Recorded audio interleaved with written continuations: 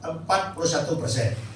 59 tadi. 59. Jadi yang non muslim 59, yang muslim 41.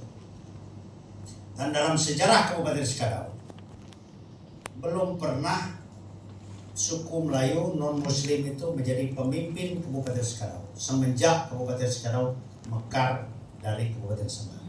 Karena saya salah satu pansus pemekaran Kabupaten Sekadau, jadi saya tahu persis. Karena saya sudah menjadi anggota DPRD Kabupaten Sanggau semenjak 1999. Nah, sehingga saya dengan Pak Kasarut ingin berbagi gitu, kepada masyarakat saudara-saudara kita Muslim di Sekadau untuk ikut berkontribusi menjadi pemimpin di Kabupaten Sekadau. Tetapi ternyata memang mereka itu tidak pandai kompak. Makanya, walaupun di sini mungkin ada pendukung Aron atau pendukung Sulandrio, udah lewat. Tapi saya hanya membuka cakrawala pemikiran kita. Cakrawala pemikiran kita, bagaimana kita Katolik ini. Nanti saya sampaikan bagaimana Katolik pada hari ini. Saya akan sampaikan nanti bagaimana kondisi Katolik pada hari ini. Dan seperti apa kekuatan besar Katolik di bidang politik. Saya akan sampaikan nanti. Dan ini merefleksi kita agar ke depan kita betul-betul bisa menggunakan kekuatan politik ini secara optimal. Cuman itu merugi dan jatah. Maka saya sampaikan itu. Jadi kembali kepada orang lain. Jadi pastor saya bilang dia, saya kan nggak mau cawe-cawe. 1 ganti 10. Karena Aron dengan Subandrio juga dukung saya. Secara partai politik, Martinus Sudarno, kami tegak lurus. Diusung oleh PDI Perjuangan. Tapi saya, karena ini pemilihan serentak, di mana pemilihan bupati, gubernur, satu hari yang sama, pada momen yang sama, tentu kami harus menjaga. Misalnya, Sudarno di kampanye, saya lalu berdiri di pentas Sudarno. Tentu ada ketersinggungan Aron dan Subandrio. Atau sebaliknya, ketika saya berada di kampanyenya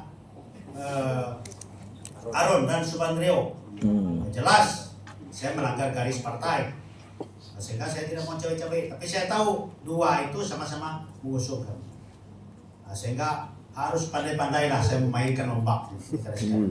Luar biasa. Mau saya bersama-sama, tetapi saya memberi pengertian kepada masyarakat di sana. Begini loh, kalau peta politik saya hanya bisa menyampaikan peta politik. Ini 59. Nah, ini kuenya lah 59 dalamnya. 59%. Ini 41%. 41% yang punya satu Muhammad. Ini piring yang 59 tadi ini dibagi 3.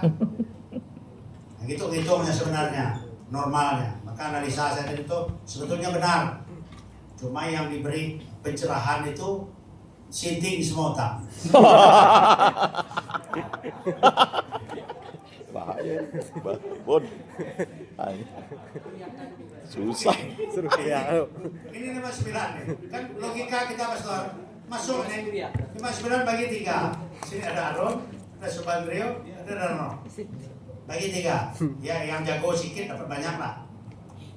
Nah, tapi paling tidak dapatlah 15 sampai 10%. Paling tidak. Nggak berkampanye pun si Dayak atau si Katolik atau si Kristen yang ada di sini dapat 10%. Nah ini mas satunya nih. 41. Nggak bisa. Rupanya mereka ini sangat susah bersatu. Rupanya pemikiran orang-orang ini, orang-orang ini saya nak nyebut ini ya kepercayaan orang-orang ini memang nih. Dia akan menggadaikan 5 tahun kepada 250.000. Ya, ini yang terjadi.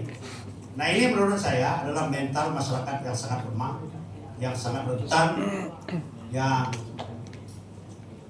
jauh dari perkataan maju dalam bidang politik. Jauh dari perkataan maju di dalam politik.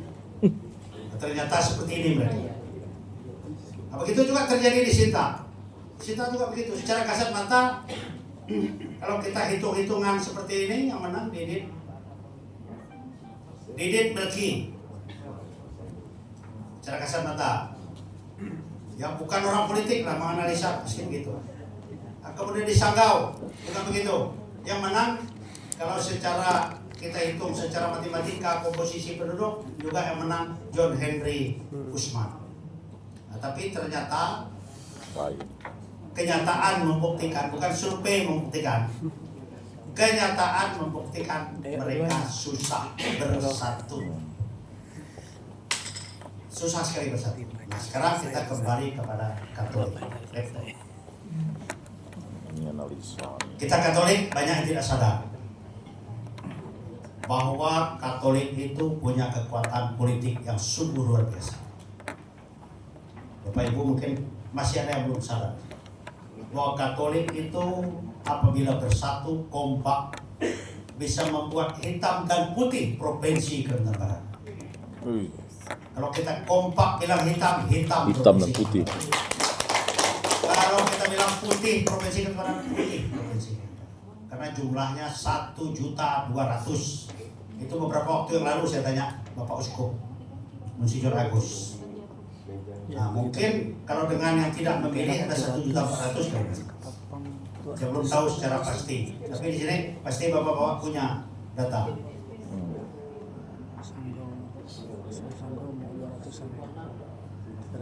Nah itu sekitar 2 juta. Nanti mungkin bisa sampaikan kepada saya data statistik komposisi penduduk yang beragama Katolik. 2 juta. Memang Bapak Ibu seperti pastor Itu kan yang anak tidak milih. Uskup tidak boleh berpolitik praktis. Tetapi pastor dan uskup juga harus punya sikap dan pilihan dalam politik sebagai warga negara. Betul nggak? Sebagai pastor tidak bisa. Tapi kan ketika dia pergi ke TPS dia sebagai warga negara. Pasti punya pilihan, pasti punya sikap. Nah ini Bapak Ibu, kuncinya semua tidak lain dan tidak bukan. Saya merasakan pilkada kali ini, Pastor, betapa kompaknya kita Katolik, betapa kompaknya kita Katolik dimanapun berada. Pastor, pendeta, uskup, para biarawan, biarawati sudah menunjukkan sikap dan pilihan politik, dan itu berpengaruh kepada umat. Umat tuh tanya-tanya, pastor ini mana nih kira-kira udah dia milih? Tanya, ya, pastor nggak pernah ngajak orang enggak, tapi kan pasti punya pilihan. Saya sih milih yang beragama Katolik. Nah, dilihatlah komposisi calon yang beragama Katolik siapa? Rupanya Kristus sendiri.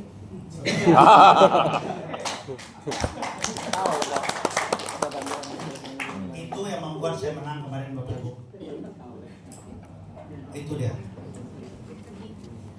Tapi pastor, kemarin saya bikin ucapan selamat. Terima kasih. Saya bikin video pendek. Mulai saya berterima kasih kepada Uskup Sinta, kemudian Forum Agama Katolik, kemudian Ketua Stasi, biarawan, biarawati, saya ucapkan. Tampil video. Begitu tampil video itu di TikTok, lalu sidang Protestan protes, ngapa nak terima kasih kepada kami enggak? Yang mau temu aku bikin video, bikin lagi, Protestan, bikin ke Konghucu, bikin ke Buddha, bikin ke Hindu, Muslim, Yujong, bikin semua, biar ada yang cemburu. Haringan juga. Jadi kembali kepada ini Pak, itu saya melihat kekuatan kita. Ini belum digunakan secara optimal, belum. Yang milih kami itu saya lihat kurang lebih 60% lah, kurang lebih 60 dari yang sudah memilih. Masih ada yang miring kiri, miring kanan, masih ada. Dan ini terbukti, saya buktikan bagaimana? Buktikan waktu kampanye cuma 75 hari. Yang harus kami datangi sesungguhnya itu ada 2046 desa. Jadi kalau satu hari satu desa 5 tahun habis. Kalau bicara kecamatan 741 kecamatan. kalau dihitung-hitung juga tidak habis 2 tahun. 741 kecamatan. Tetapi dengan masa kampanye yang begitu singkat, yang hanya saya melambaikan tangan mengunjungi daerah say hello begitu saja, dan tidak semua daerah mampu di say hello, tidak mampu. Hanya sekedar bersalaman saja orang dengan orang desa. Masih banyak sekali desa-desa yang belum saya kunjungi. Tapi puji syukur Bapak, dengan kekuatan persatuan kita yang baru digas sekitar 60% itu tadi, itulah membuat pasangan NKRI memenangkan 52,80% suara. Mantap. Kalau kita konversikan dengan jumlah suara sejumlah 1.365.000 suara. Dan memang kalau dilihat dari peta, ini rata-rata dari Bengkayang ke Hulu. Bengkayang ke Hulu kita sapu bersih. Yang notabene penduduknya banyak Dayak dan suku-suku lain yang beragama Kristen dan Katolik. Ini gampang memetakan. Nah, kami waktu melakukan kampanye, kami bagi 2. Pak Norsan ngurus 7 kabupaten daerah Pantura yang meliputi Kuburaya, Kota Pontianak, Mempawah, Kota Singkawang, Sambas, Ketapang, dan Kayo.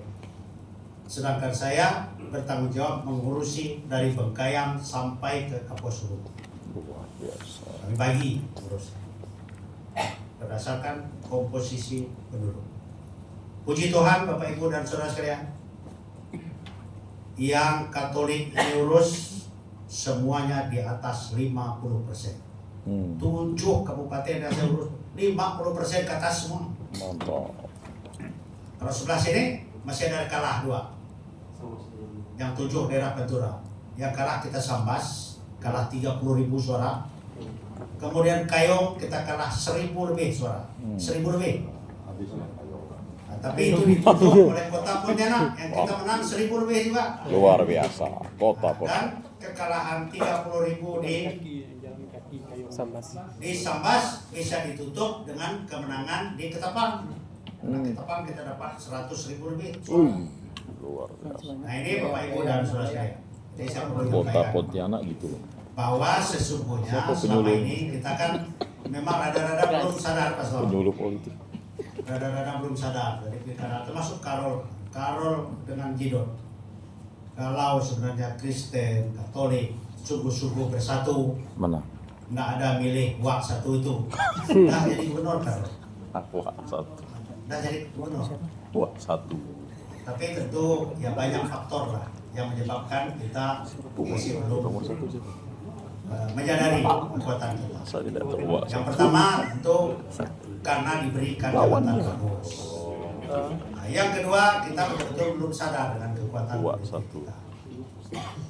Kemudian kenapa kita harus berpartisipasi di bidang politik secara aktif, Bapak Ibu dan saudara sekalian? Tidak ada satupun urusan di dunia ini, siapa penyuluhnya?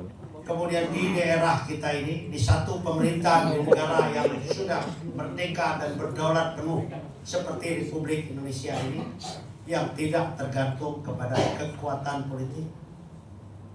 Bagaimana kalau coba kita tidak berpolitik, kita pasif?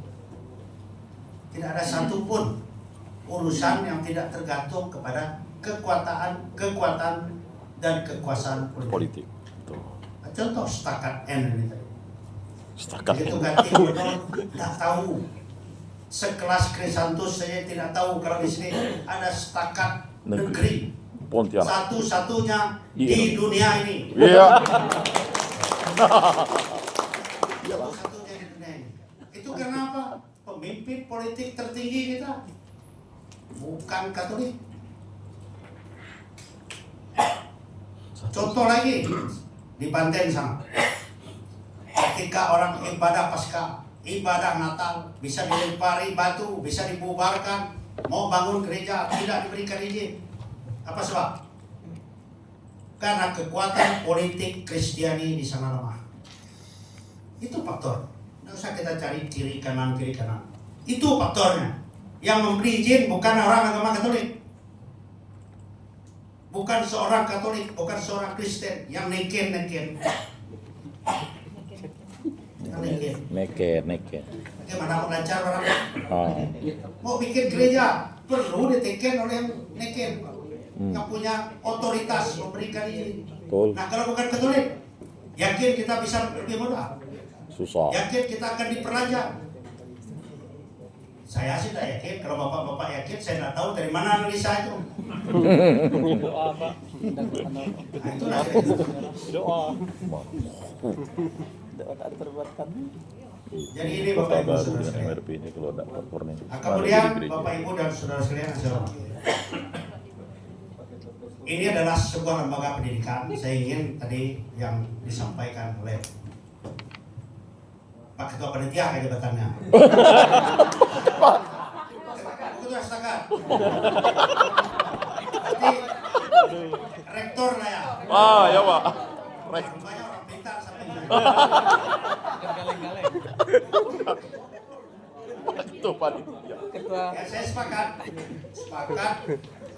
dengan apa yang disampaikan oleh beliau tadi bahwa ingin suatu saat ini menjadi institut. Itulah saya bilang lemahnya gitu. Kalau sekarang kan lagi fokus pada pendidikan agama. Misalnya siapa sih?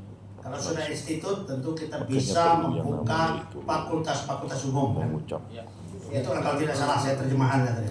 Ya. Nah, bisa buka fakultas teknik, bisa buka fakultas hukum, bisa buka fakultas pendidikan umum, bisa buka fakultas ilmu sosial dan politik, pertanian, kehutanan dan lain sebagainya.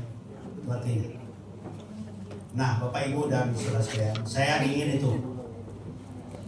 Saya ingin itu karena tidak dapat kita pungkiri. Masih banyak warga kita yang belum sanggup menyekolahkan anaknya ke perguruan tinggi yang ada di Provinsi Kalimantan. Persaingan sangat ketat. Masuk negeri Universitas Tanjung Pura sangat sulit. Di situ masih kuat kolusi dan nepotisme. Betul. Betul. Betul kan? Betul. Sehingga anak-anak kita di daerah tersisih, terpinggirkan, tidak bisa masuk. Nah, kalau seandainya Setakat ini meningkat statusnya menjadi institut, tentu ini adalah menjadi solusi utama bagi warga kita, terutama Katolik yang ingin masuk ke perguruan tinggi, tentu dengan jurusan umum.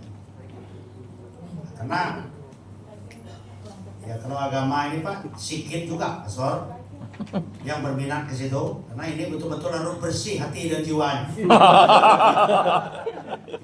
Orang kudus. Kita bisa Pak, harus bersih hati dan jiwanya. Mau jadi pastor harus kita berpikir 1000 kali loh. Sedikit orang mau jadi pastor. Apalagi kalau yang agak kaji-kaji, itu mana mau? Yang suka turun gawai, mana mau jadi pastor? More ini. Bahaya more.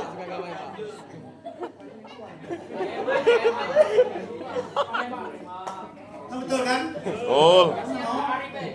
Pokoknya kalau lagi besar keinginan duniawinya, Kemabuk tuak sering ya. tidak mungkin mau jadi pastor. Ya, Ya, kan atau tadi kemudian, kemabuk ya, tuak tuh. di bawah itu sedikit. Guru agama Katolik, ya juga harus sesuai juga. Kalau guru agama Katolik lalu memberi contoh yang Tidak baik. seperti kelakuan orang umum, ya saya pikir ijazah doang itu tidak pantas kita beri stempel dia sebagai guru agama Katolik. Aduh. Lalu lagi suka karaoke di Kapuas Darman. Aduh. Berat ukurannya nih. Berat tuh. Kena. Bisa seperti, Siapa tuh? Bisa seperti Setakat nanti kalau ukurannya kayak gitu. Gitu. Harus bisa berbahasa roh. Baru terus Setakat. Jadi kalau merasa lagi suka yang Bisa begitu, berbahasa roh. menurut saya dosa lah. Dosa. Saya makan nggak mau, Bapak Ibu. Makan nggak mau. Sebenarnya saya punya jalan untuk jadi pastor loh. Karena memang saya sekolah di SMA Pancasila dan banyak teman-teman saya, abang-abang kelas saya seperti Pastor Miao misalnya. Itu memang kelas saya, tinggal di Teluk Penjurai juga tuh. Nah, kami sembahyang 5 waktu. 5 waktu. Ya dari subuh udah mulai jadi pelayan misa akolit. kulit. Ya, Iya. kalau makan si ramen itu nggak tahu saya berapa banyak. Dia nyuri dia sekali. Ya, saya tidak merasa saya cocok untuk dipanggil di situ. Maka saya tidak melanjutkan jurusan itu kan gitu. Jadi kita harus sadar diri lah. Kalau kira-kira tak pas kan. Nah, maka saya sangat mengharapkan memang setakat ini intermezzo ya, supaya kita tidak ngantuk juga.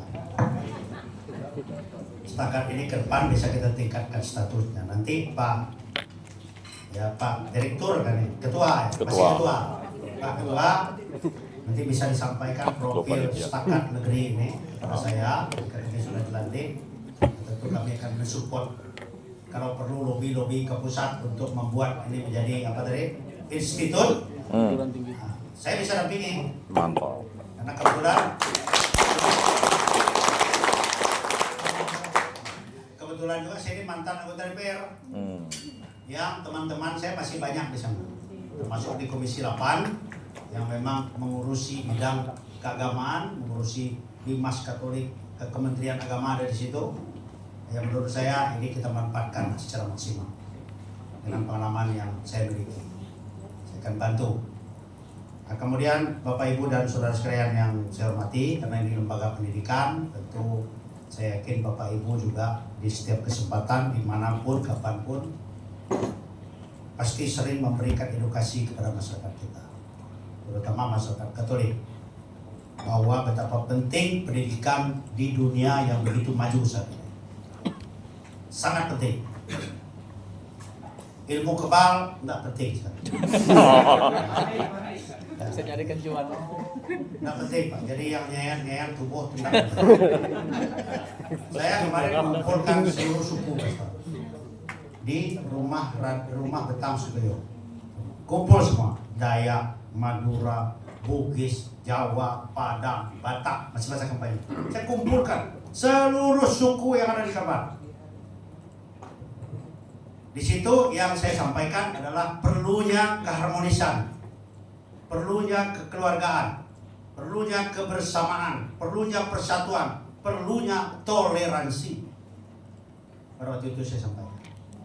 Kemudian berkembanglah pembicaraan kami sampai kepada ilmu pengetahuan dan teknologi dalam menghadapi kemajuan global saat ini.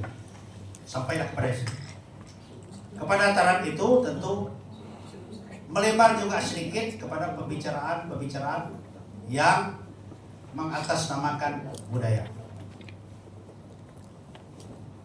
Jadi menurut saya kalau kita nuntut ilmu kebal saat ini, itu kita mundur ke belakang. Itu dari dunia teknologi kita kembali kepada dunia pertapaan. Dunia pertapaan dan tidak cocok. Saya kemarin saya sampaikan di rumah, siapa kita disediakan kebal, tunjuk tangan. Kan banyak Pak yang banyak tato, kenengok kumpul situ. Siapa yang kebal tunjuk tangan? Tidak ada yang mau tunjuk tangan. Tidak ada. Perlu kita ketahui saya bilang, yang kebal, yang tahan pantap itu, yang merintahnya siapa? Yang banyak ini, yang punya ini, itu sesungguhnya yang kebal, itu sesungguhnya yang sakti pada saat kondisi seperti dunia pada hari ini, Indonesia pada hari ini. Nah, saya ingin Bapak Ibu, kita Katolik ini memberikan contoh. Tidak henti-hentinya memberikan sosialisasi dan edukasi kepada masyarakat kita. Betapa pentingnya menyekolahkan anak-anak kita. Setinggi apapun. Kalau mampu biar kita pok Pak, nyekolahkan anak kita. Pok bangkrut. Bangkrut tidak apa-apa kita. Nanti Pak seperti saya ini, orang tidak tanya Pak Krisantus mobilnya berapa biji, orang tidak tanya ruko Pak Krisantus berapa biji, kebun sawit berapa ribu hektar, tidak ditanya itu. Yang ditanya anaknya menjadi apa, betul nggak? Betul. Itu ditanya anak bapak jadi apa, anak yang tua sekarang di mana, yang kedua di mana, sekolahnya apa, itu yang selalu masyarakat tanyakan kepada kita. Maka kita tidak boleh henti-henti menyekolahkan. Nah, selain daripada itu Bapak Ibu, siapa di antara kita di sini selain pastor, aku nak nanya pastor tak punya anak? Tak punya anak. Yang tahu 10 tahun, 20 tahun ke depan anaknya menjadi apa? Tunjuk tangan. Siapa yang tahu? Kalau tahu memang yang tunjuk tangan itu pengalok 1000%. Nah, merampok.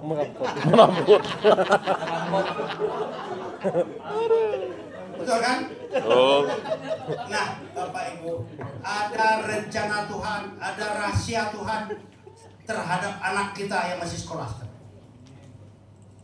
Yang ketika rencana itu akan diwujudkan harus disambut dengan yang namanya pendidikan. Maka tadi saya nyampaikan tadi Pak Ibu, waktu perkenalan saya bilang kampung saya ada di Google. Ini nyambung dengan cerita ini. Saya tidak pernah mimpi jadi wakil gubernur. Saya tidak pernah mimpi, bahkan berani bercita-cita menjadi anggota DPR RI. Coba kalau saya membaca Quran terbalik, Pastor, apakah itu bisa terwujud? Bisa nggak terwujud? Tidak bisa. Saya kemarin kan bertugas di Komisi 1, bicara pertahanan, bukan hanya bicara bedil, bukan hanya bicara tentara, angkatan darat, angkatan laut, angkatan udara, tapi juga berbicara masalah kerja sama pertahanan. Bagaimana meningkatkan industri pertahanan. Kerja sama pertahanan bukan dilakukan antara Indonesia dengan Kabupaten Landak, tapi dilakukan oleh Indonesia dengan misalnya Kementerian Pertahanan Amerika Serikat, Kementerian Pertahanan di Netherlands sana, Kementerian Pertahanan Prancis, dan itu dari nomor bahasa benar-benar. Coba kalau tidak sekolah macam mana coba? Misal Indonesia mau beli senjata, beli Apache di Amerika. Apache. Apache itu Bapak tahu Apache apa? Tank. Helikopter. Apache itu termasuk juga salah satu nama suku India. Helikopter. Tapi diambil nama suku itu menjadi nama sebuah helikopter. Helikopter Apache. Itu kita harus tanya di sana. Manuvernya berapa derajat? Awaknya berapa orang? Kecepatannya berapa knot? Kemudian sanggup membawa berapa buah rudal atau bom? Nanti mau bahasa daerah-daerah ini nyamuk sih lah. Ini nyamuk. Nah, kemudian tentu kita harus juga punya pengetahuan di bidang itu. Nah, di mana dapat pengetahuan itu? Bukan betapa, harus sekolah. Nah ini maksudnya. Maka saya selalu membekali masyarakat Bapak Ibu. Saya tidak henti-hentinya memberikan sosialisasi, edukasi kepada masyarakat kita agar menyekolahkan anak. Karena dengan kemajuan sekarang Bapak Ibu, saudara sekalian, tidak bisa tidak sekolah. Orang sering tidak sadar bahwa di dalam saku celananya dipegangnya setiap hari. Pergi ke WC dibawa, pergi makan dibawa, pergi keluar dibawa. Apa itu nih? Disinilah teknologi yang sesungguhnya. Disinilah teknologi informasi komunikasi yang sangat pesat di dunia ini tersemat di dalam. Kita tidak sadar, kita hanya menganggap ini sebagai sebuah alat komunikasi untuk chat, untuk Facebook, untuk Instagram, itu aja yang kita tahu. Paling kalau sudah pengetahuannya maju sedikit, di sini ada SMS banking, ada GoFood, ada Gojek, ada Traveloka. Hanya itu yang kita tahu. Tapi tidak tahu bahwa isi dunia, kepintaran dunia ini ada di sini. Kalau kita tidak sekolah, kita bisa salah gunakan. Karena apa? Di dalam ini 50% positif, 50% negatif. Banyak berita bohong di sini. Banyak judi online di sini. Kalau nyambung ayam sekarang tidak perlu lagi ke hutan sembunyi di sini. Karena kita tinggal download aplikasi, ada ayam berpengap di dalam.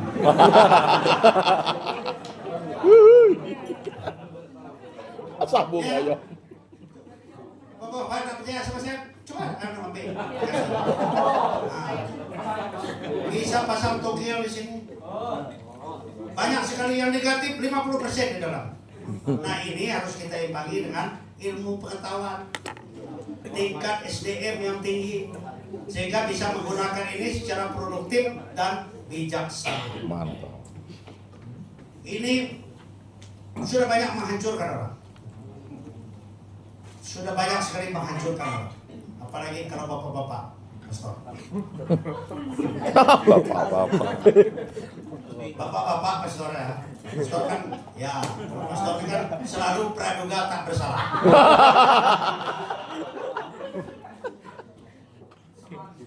Bapak-bapak, kalau dia tanya pastor, Pak, pilih ketinggalan dompet atau ketinggalan handphone?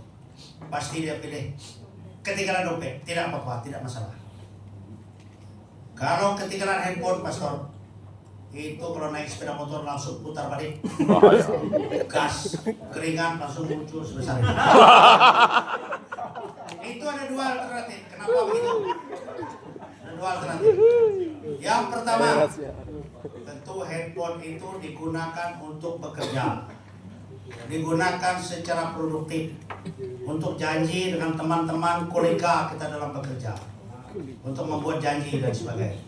Yang kedua, kenapa takut ketinggalan handphone? Takut ketahuan istri. Karena sempat handphone berdering, pastor. Diketahui oleh yang rambut panjang di rumah. Handphone itu langsung berderai. Dibanting. Karena yang telepon ternyata bukan rambut panjang yang di rumah, tapi rambut panjang yang di luar sana. Udah rambut panjang nih. Siapa nih? Nah, kemudian Bapak Ibu dan saudara sekalian, inilah beberapa contoh tentang betapa pentingnya ilmu pengetahuan. Rambut panjang. Anak kita bisa dilarikan karena barang. Tuh. Istri kita bisa hilang karena barang. Aduh. Maka memang perlu pengetahuan sebenarnya untuk menggunakan yang namanya handphone. Mantap. Kemudian saya pesan kepada Bapak Ibu dan saudara sekalian, karena kebetulan saya juga pastor, saya di Komisi 1, yaitu Kementerian Komunikasi dan Informatika. Kami juga diberikan pendidikan masalah literasi digital dan sebagainya yang berkaitan dengan penggunaan gadget ini. Kalau kita membelikan anak handphone, jangan dibeli langsung kasih anak nih handphone. Itu Bapak belum paham berarti. Bapak sebelum memberikan anak kita handphone, blokir aplikasi-aplikasi yang tidak sesuai dengan umur anak kita. Dan bila perlu, akunnya, emailnya yang kita daftarkan di situ bukan email daripada anak kita, tapi kita punya, agar kita bisa memproteksi aplikasi-aplikasi yang tidak pantas bagi perkembangan pendidikan. Terblokir itu. Nah, kadang-kadang kita kan begitu. Kasih saja. Kemudian Belum kalau anak datang, kita belum sekolah di datang. kota, enggak begitu. Dari kampung kita Belum berikan Dia Senin. Samsung. Jangan. Orang Samsung, saya anak kita cewek ya, kuliah pokoknya. Kita berikan Samsung harga 1.800.000. Minggu, Senin. Begitu Selasa. libur semester, anak kita lalu pakai iPhone 15 Pro Max. Orang tua yang tidak teliti biasa pastor dipujinya anak, bagus handphone kamu, hebat nak, kamu bisa dapat handphone seperti ini. Kalau orang tua yang teliti justru tidak membanggakan anak kita memakai handphone iPhone 15 tuh. Bapak-bapak harus tanya, dari mana dia dapat duit belinya? Apa yang dia jual? Bisnis apa dia? Nah, ini dia. Perlu, ini dalam rangka kita menjaga anak kita. Karena kita sudah teliti, ya, iPhone 15. Saya kan pakai iPhone 15, pastor. Ini wakil gubernur lah, wajar lah.